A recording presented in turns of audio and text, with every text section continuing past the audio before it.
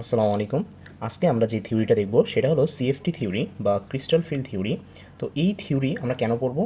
আমরা মূলত পড়ব যে আমাদের জটিল যৌগ বা কমপ্লেক্স কম্পাউন্ড যেগুলো আছে তারা আমাদের দেখা যায় রঙিন যৌগ গঠন করে, তারা কালারফুল হয়। এখন কেন কালারফুল হয়, তো সেই জিনিসটা দেখার জন্য আমাদের এখানে পড়তে হবে ক্রিস্টাল ফিল্ড থিওরি। আচ্ছা, তো জটিল যৌগ জিনিসটা কি? জটিল যৌগ জটিল যৌগ হলো একটা মেটাল থাকবে, একটা মেটাল আয়ন থাকবে, এবং এই মেটাল আয়নকে যেহেতু ও প্লাস, তার মানে কি ওর ইলেকট্রনের ঘাটতি ওকে বিভিন্ন দিক থেকে হুম বিভিন্ন দিক থেকে ওকে, মনে করো আমি 6টা দিক আঁকলাম, তো এই 6টা দিক থেকে ওকে লিগ্যান্ড ওকে ইলেকট্রন দিবে, ইলেকট্রন জোর দিবে। এখন লিগ্যান্ড কি? লিগ্যান্ড হলো তারা যারা আমাদের লোন পেয়ার দিতে পারে, বা লুইস বেস লোন পেয়ার দিতে পারে, তাদের কাছে এক্সট্রা ইলেকট্রন থাকে এবং তারা লোন পেয়ার দিতে পারে। আচ্ছা, তো এখন আমরা যদি একটা চার্ট দেখি, যে দেখো, ধরো তোমার কাছে এই জিনিসটা আছে, এখানে কি বলছে আসলে, যে transition metal ion colours in aqueous solution. তুমি যদি একটা ট্রানজিশন মেটালকে মনে করো তোমার কাছে একটা কম্পাউন্ড আছে, টাইটেনিয়ামের কম্পাউন্ড, বা তোমার ভ্যানেডিয়ামের কম্পাউন্ড, বা ক্রোমিয়ামের কম্পাউন্ড, বা ম্যাগনেশিয়ামের ম্যাঙ্গানিজের কম্পাউন্ড, বা আয়রনের, বা কোবাল্ট, বা নিকেল, বা কপার। তো এই যে কম্পাউন্ডগুলো আছে, দেখো এখানে টাইটেনিয়াম 3+, এখানে মূলত আছে টাইটেনিয়াম 3+। এই যে এইটা, তো এইটা এই আমাদের ওয়াটারে এই কালার দিয়েছে। এমন ভ্যানেডিয়ামের যদি বলি, ভ্যানেডিয়ামের এখানে 2+ আছে, 3+ আছে, 4+ আছে এবং 5+ আছে। প্রত্যেকটার ইন্ডিভিজুয়াল কালার দেখো আলাদা আলাদা, একটা হলুদ, একটা আকাশি, একটা সবুজ, একটা বেগুনি। এমনভাবে ক্রোমিয়াম দিছে, এমনভাবে আমাদের আয়রন দিছে, এমন কোভাল্ট, এগুলো নিকেল। তো এইগুলো বিভিন্ন জারণ সংখ্যার জন্য আমাদের বিভিন্ন কালার দিতেছে। তো এই কালারগুলো আমাদের অ্যাকোয়াস সলিউশনে কেন দেয়, তো সেটা আমরা একটু পরে এখন দেখব, এই লেকচারে দেখব। আচ্ছা, তো দেখো, আমি যদি বলি যে আমার মেটাল আয়ন, ট্রানজিশন মেটাল, ধরো তোমার কাছে একটা কম্পাউন্ড আছে,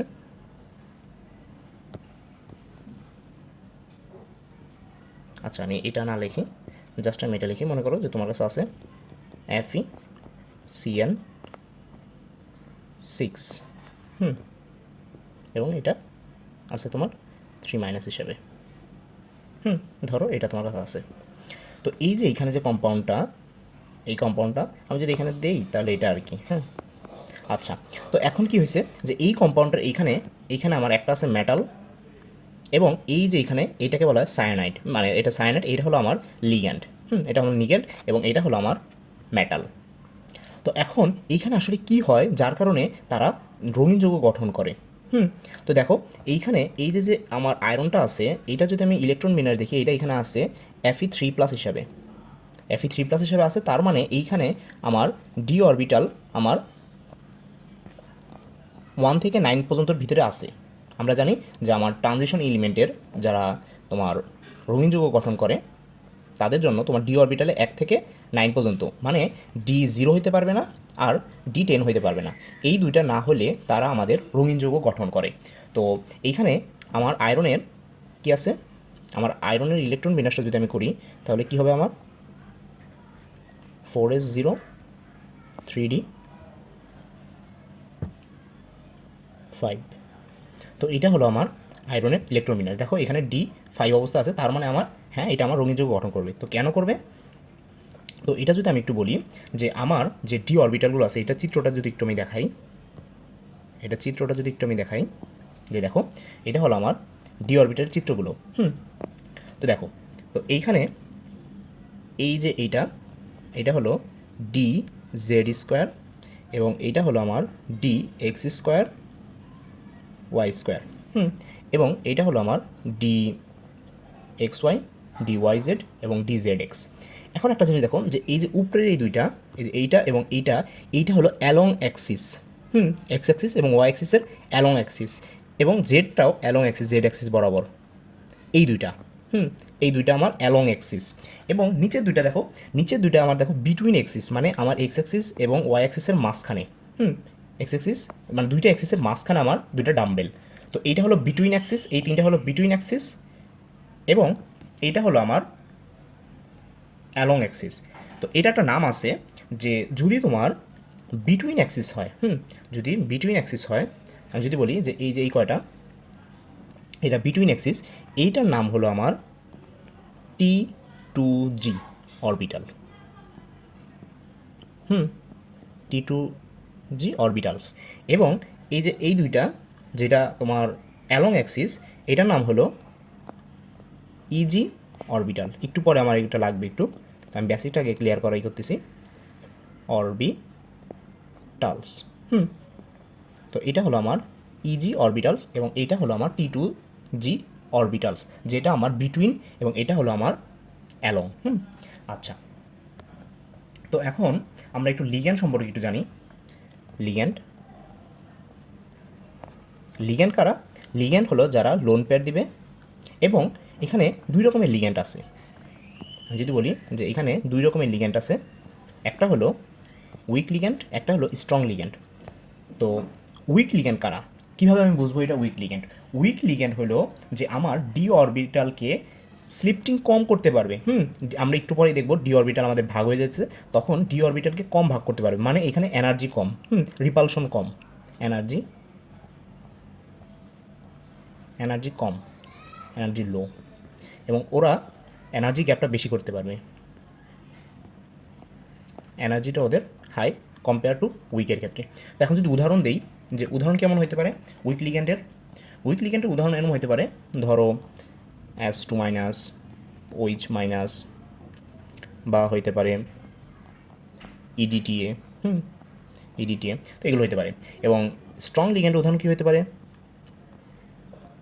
CO, সায়ানাইড, N2O, NH3, এগুলো হতে পারে। আচ্ছা, তো এগুলো দেখবা প্রত্যেকটার ক্ষেত্রে লোন পেয়ার আছে।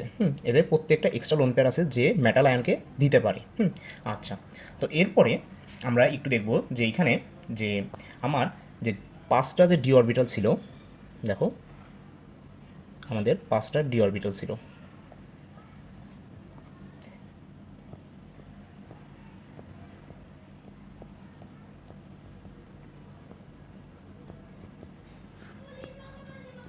এইটা হলো আমার পাঁচটা ডি অরবিটাল। তো যখন আমি ট্রানজিশন এলিমেন্টের কথা বলবো, বা তোমার যারা রঙিন যৌগ গঠন করে তাদের কথা বলবো, সেই সময় আমার এইখানে অন্তত একটা ইলেকট্রন থাকবে। অন্তত আমার একটা ইলেকট্রন থাকবে, বা বেশিও থাকতে পারে। এরকম থাকতে পারে, পাঁচটা থাকতে পারে, বা আরও এরকম থাকতে পারে। এরকম থাকবে, একেবারে ফুল থাকবে না এবং জিরো থাকবে না। তো এইটা হলো, এইটাকে বলা হয় আমার নন, এটাকে বলা হয় ডিজেনারেট, সরি, ডিজেনারেট অবস্থা, ডিজেনারেট, জেনারেট অবস্থা, ডিজেনারেট স্টেট। ডিজেনারেট স্টেট কি? ডিজেনারেট স্টেট হলো যে এইখানে তোমার সবগুলো অরবিটাল, দেখো এখানে কয়টা অরবিটাল আছে আমার, এখানে এখানে আমার আছে এই একটা, দুইটা, তিনটা, চারটা, পাঁচটা। এই পাঁচটা অরবিটালের এনার্জি লেভেল সেম। আমি যদি এখানে এনার্জি লেভেল দিই, এই এনার্জি লেভেল দেখো, এটা যদি এনার্জি লেভেল হয় তাহলে দেখো এনার্জি লেভেলটা একেবারে একটা সেম অবস্থায় আছে। তো এখন কি হয় যে তোমার যে সময় এই যে যে লিগ্যান্ড, এই যে যে লিগ্যান্ড, এই লিগ্যান্ড যখন মেটাল আয়নকে, ধরো এখানে তোমার মেটাল আয়ন আছে একটা, আমি ধরলাম MnN প্লাস, একটা মেটাল আয়ন। তো এই মেটাল আয়নকে যখন লিগ্যান্ড তার লোন পেয়ার মেটাল আয়নের দিকে ঠেলে দিবে, তখন কি হবে? এই যে মেটালের, মেটালের তোমার এটা ম্যাঙ্গানিজ না কিন্তু, মেটাল N প্লাস। তো এই মেটালের যে এই অরবিটালের এই যে যে ইলেকট্রনগুলো আছে, এই ইলেকট্রনগুলোকে এই যে লিগ্যান্ডের লোন পেয়ার, লোন পেয়ার বলতে কি আসলে ইলেকট্রনই তো, এই ইলেকট্রন এবং এই ডি অরবিটাল ইলেকট্রন এরা পরস্পর বিকর্ষণ করবে, মানে রিপালশন করবে। রিপালশন মানে কি? মানে তোমার এই অরবিটালের ইলেকট্রনগুলো আর লিগ্যান্ডের ইলেকট্রনগুলো, এরা পরস্পর যেহেতু একই নেচারের, এরা পরস্পর কী করবে? রিপালশন করবে। রিপালশন করার কারণে কি হবে? যে আমরা জানি যে রিপালশন করার কারণে আমাদের নেট এনার্জি বা একটা স্টেবল অবস্থা, এই স্টেবল অবস্থাটা ডিক্রিজ ঘটে। আর এনার্জি, আমি যদি স্টেবলের কথা বলি, স্টেবল ডিক্রিজ হয় এবং এনার্জিটা আমাদের ইনক্রিজ হয়। কিসের কারণে? ইলেকট্রন লোন পেয়ার আর এখানে ডি অরবিটাল উপস্থিত ইলেকট্রনের রিপালশনের কারণে আমাদের স্টেবিলিটি হারায়, মানে ডিজেনারেসি হারায় এবং এনার্জি বৃদ্ধি পায়। তো যখন তোমার, আমি এই অ্যাক্সিস বরাবর আমি এনার্জি দেখাইছি, যখন তোমার এই এনার্জিটা বৃদ্ধি পায় তখন দেখা যায় যে কী হয়, এটা হালকা একটু উপরে উঠে যায়। এনার্জি লেভেলটা একটু উপরে উঠে যায়, তাহলে এখানে 5টাই। তো এটা হয় কিসের কারণে? লিগ্যান্ডের কারণে। এখানে ডিউ টু লিগ্যান্ডের কারণে, লিগ্যান্ডের রিপালশনের কারণে, লিগ্যান্ড দেওয়া প্রদত্ত লোন পেয়ারের রিপালশনের কারণে আমার এনার্জিটা দেখো এই এতটুকু এনার্জি আমার বৃদ্ধি পাইছে। এতটুকু এনার্জি আমার বৃদ্ধি পাইছে। তো এইটা হলো আমাদের নন ডিজেনারেট অবস্থা। এখন কিন্তু আমার এই ডিজেনারেট অবস্থা থেকে শক্তি আমার ইনক্রিজ হয়েছে। তো তখন কি হয় যে আমার এই লিগ্যান্ডের ইসের কারণে, কী বলে এটাকে, রিপালশনের কারণে আমার এই নন ডিজেনারেটের যে ইগুলো আছে, অরবিটালগুলো আছে, এই অরবিটালরা দুইটা ভাগ হয়ে যায়। আমি যদি বলি যে এইটা দুইটা ভাগ হয়ে যায়, দেখা যায় এইখানে 2টা যায়, এবং এখানে 3টা যায়।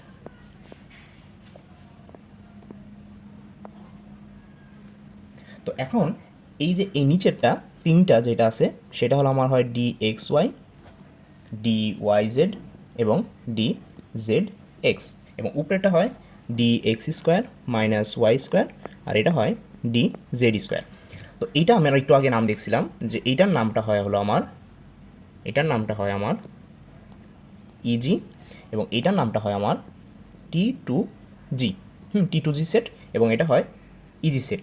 এখন বলতে পারো ভাই এই দুইটাও তো আমার, এই 3টাও তো আমার উপরে উঠতে পারতো, এই দুইটা আমার নিচে নামতে পারতো। মানে এটার উল্টাটাও তো হইতে পারো। কেন এটা হয়েছে? এইটা হয়েছে কারণ আমি এখন যে চিত্রটা দেখাইতেছি সেটা হলো তোমার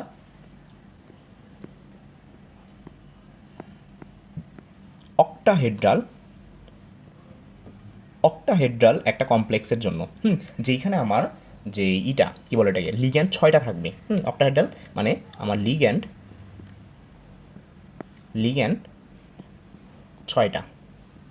6টি। লিগ্যান্ড যদি 6টি থাকে তাহলে সেটাকে আমরা অক্টাহেড্রাল কমপ্লেক্স বলবো, এবং এই অক্টাহেড্রাল কমপ্লেক্সের জন্য আমার T2G হবে কম এনার্জি সম্পূর্ণ, এবং ইজি হবে আমার বেশি শক্তি সম্পূর্ণ। কেন এটা হবে? যদি ব্যাখ্যা দেই তাহলে দেখো এখানে আমার অক্টাহেড্রালের ক্ষেত্রে কি হয় যে আমার যে লিগ্যান্ড আছে, আমি যদি একটু বলি, আমার যে লিগ্যান্ড আছে, লিগ্যান্ডে যে লোন পেয়ার আছে, এই লোন পেয়ারটা কী করে, আমার অ্যালং দ্য অ্যাক্সিস বরাবর, অ্যালং দ্য অ্যাক্সিস বরাবর যায়। যার কারণে অ্যালং দ্য অ্যাক্সিস বরাবর কী আছে, DZ² এবং DX² -Y², এই অরবিটাল এই দুইটা আছে, যেটা হলো আমার ইজি সেট। তো অ্যালং দ্য অ্যাক্সিসের ক্ষেত্রে, অক্টাহেড্রালের ক্ষেত্রে আমার লোন পেয়ারটা অ্যালং দ্য অ্যাক্সিস বরাবর আমার রিপালশন করে, যার কারণে ইজি সেটে বেশি রিপালশন হয়, এবং তারা আমার এনার্জি লেভেলটা তাদের বেশি থাকে। এবং আমার টেট্রাহেড্রালের ক্ষেত্রে আমরা দেখব যে আমার এই লোন পেয়ারটা আমার বিটুইন দ্য এক্সিস বরাবর আমার রিপালশন করে, যার কারণে তখন দেখবো আমরা T2G সেট আমার উপরে উঠবে। ওটা আমরা নেক্সট কেসে দেখবো। আচ্ছা, তো যেটা দেখতেছিলাম যে আমার কি হলো, প্রথমে আমার কি ছিল, ডিজেনারেট অবস্থা ছিল, মানে এনার্জি আমার সেম লেভেলে ছিল। দেন কি হলো, আমার লোন পেয়ার আসলো, লোন পেয়ারের কারণে কি হলো, আমার এনার্জিটা বৃদ্ধি পাইলো। এখানে হলো, এটাকে বলা হয়, আমি যদি এটা একটু বলি, এটা হলো আমার নন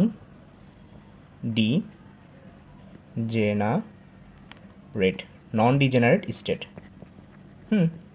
তো এখন এইখানে কি হলো, আমার সেই অরবিটালগুলো ভাগ হয়ে গেল, একটা ইজি সেট এবং একটা T2G সেট ভাগ হয়ে গেল, এবং এইখানে একটা নির্দিষ্ট পরিমাণ একটা এনার্জি গ্যাপ দেখা যায়, এবং এই এনার্জি গ্যাপটা আমরা রিপ্রেজেন্ট করি ডেল ও দিয়ে। ডেল জিরো না কিন্তু, এটা ডেল ও। এই ডেল ও মানে কি, ডেল মানে হলো এখানে শক্তির গ্যাপটা নির্দেশ করতেছে, বাট এই ওটা দিয়ে নির্দেশ করতেছে হলো আমার অক্টাহেড্রাল। অক্টাহেড্রালের জন্য এটা। আচ্ছা, তো এইখানে আরেকটা জিনিস ব্যাপার আছে যে এই যে ডেলের মানটা কত বড় হবে, দেখা যায় যে আমার স্ট্রং ফিল্ড লিগ্যান্ডের জন্য, আমি যদি বলি যে স্ট্রং ফিল্ড লিগ্যান্ডের জন্য আমার এই ডেল জির মানটা, মানে ডেল নটের মানটা বড় হয় তুলনামূলকভাবে উইক ফিল্ড লিগ্যান্ডের ক্ষেত্রে ডেল জিরোটা কম হয়। তো যত স্ট্রং ফিল্ড লিগ্যান্ড হবে, মানে স্ট্রং লিগ্যান্ড হবে, তত আমার এইখানে এই ডেলের মানটা বড় হবে, বেশি ছড়াবে আর কি। যদি আমার উইক ফিল্ড লিগ্যান্ড হয় তাহলে এটা আমার কম হবে। আচ্ছা, তো এইখানে পাইছি আমি কি, এই ডেলের মানটা পাইছি।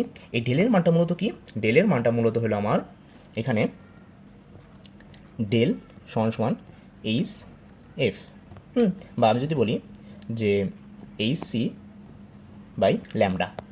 তাহলে আমি মূলত পেলাম দেখো এইচ এবং সি এই দুইটা মান হলো কনস্ট্যান্ট, কারণ আমি ল্যামডার সাথে মানে ডেলের সাথে বা এনার্জি, হ্যাঁ এটা হলো এনার্জির সাথে আমি কি পাইলাম 1/λ সম্পর্ক পাইলাম। এই ল্যামডাটাই মূলত আমার কি নির্দেশ করে, তরঙ্গ নির্দেশ করে, যেটা আমার দৃশ্যমান আলোর ক্ষেত্রে আমরা দেখব যে বেনি আশকলা যেটা আছে সেইখান থেকে একটা নির্দিষ্ট বর্ণের আলোকে সে বিকিরিত করবে, যার কারণে আমরা কি করব, আমরা দেখব যে সেই যৌগটা আমাদের রঙিন যৌগ হয়েছে।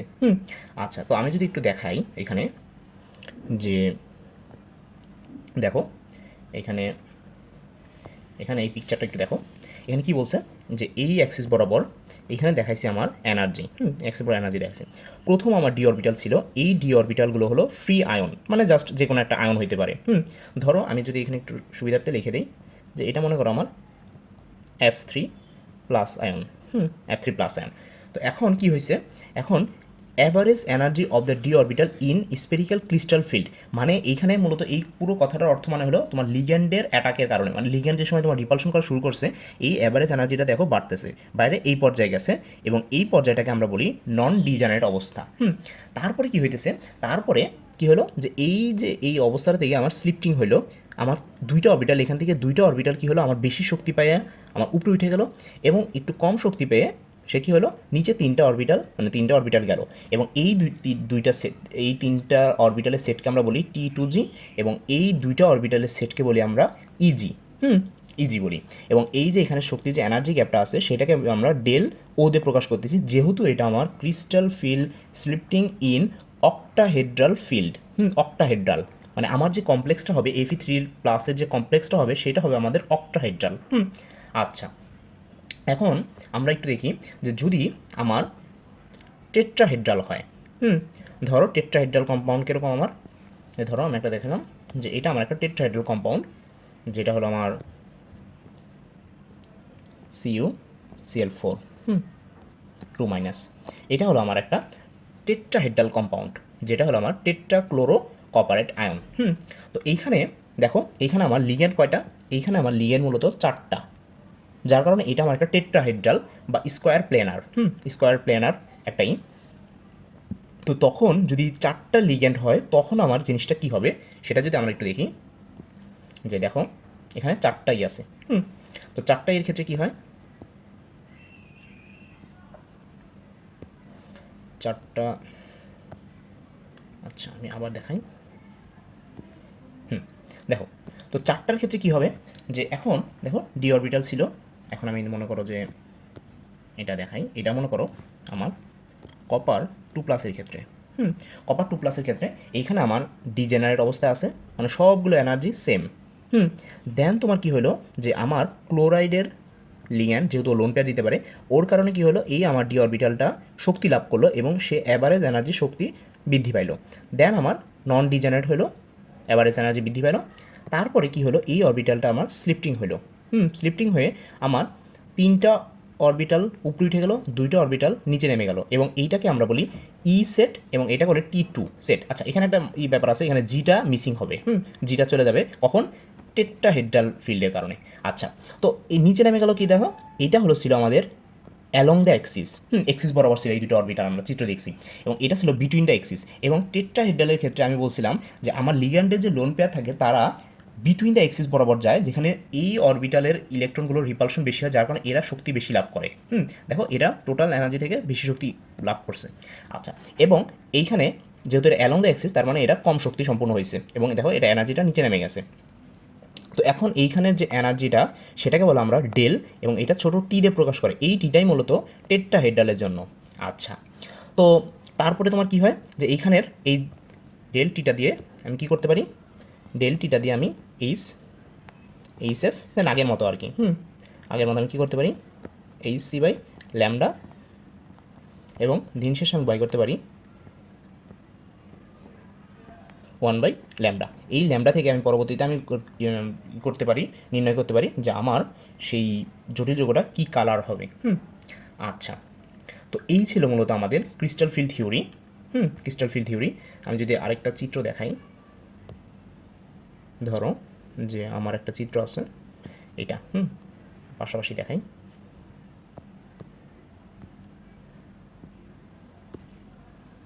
দেখো এইখানে এই কম্পাউন্ডটা যেটা সেটা হলো আমাদের অক্টাহেড্রাল। এখানে কোবাল্ট আছে, মাঝখানে মেটাল অ্যাটম, মেটাল আয়ন হিসেবে কপার আছে, এবং কপারের এখানে লিগ্যান্ড আছে আমার দেখো 1টা 2টা 3টা 4টা 5টা 6টা, এবং তোমরা যদি সংকরায়ন করে থাকো তাহলে দেখবা এটা আমার একটা অক্টাহেড্রাল শেপ। তো এটার কারণে কি হয় যে এইখানে আমার এটা হয় এই যে যেটা প্রথমে দেখাইছিলাম আর কি, হ্যাঁ, T2G ইজি যেটা উপরে উঠে যায়, হ্যাঁ। আর এইখানে কি হয় যে এইটা আমার একটা টেট্রাহেড্রাল কম্পাউন্ড। তো এইখানে এই লিগ্যান্ডের যে লোন পেয়ার আছে তারা আমার বিটুইন দ্য এক্সিস বরাবর যায়, যার কারণে আমার যে 3টা অরবিটালের যে সেটটা T2 সেটটা সেইটা আমার বেশি শক্তি লাভ করে। আচ্ছা, তো এই ছিল মূলত আমাদের ক্রিস্টাল ফিল্ড থিওরি।